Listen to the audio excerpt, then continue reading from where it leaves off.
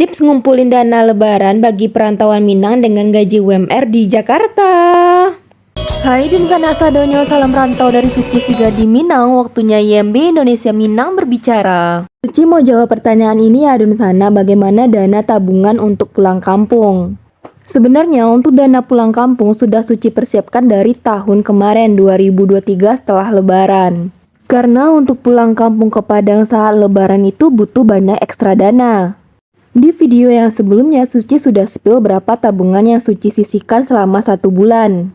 Dari tabungan 1 bulan ini, Suci akan menyisihkan lagi sebesar 300.000 per bulannya untuk dana transportasi Suci pas waktu pulang lebaran. Untuk meminimalisir agar dana ini tidak terpakai, Suci lebih memilih untuk menyimpannya dengan main arisan. Disarankan menerima arisannya H-1 bulan sebelum lebaran ya Dunsana. Dari uang arisan tersebut, Suci menerima sebesar 3 juta rupiah dan memang Suci khususkan buat transportasi saja. Per Januari kemarin, Suci sudah beli tiket untuk pulang ke Padang seharga 1,6 juta rupiah. Dan tiket balik ke Jakarta juga senilai 1,6 juta rupiah. Total uang yang Suci keluarkan 3,4 juta rupiah Dunsana.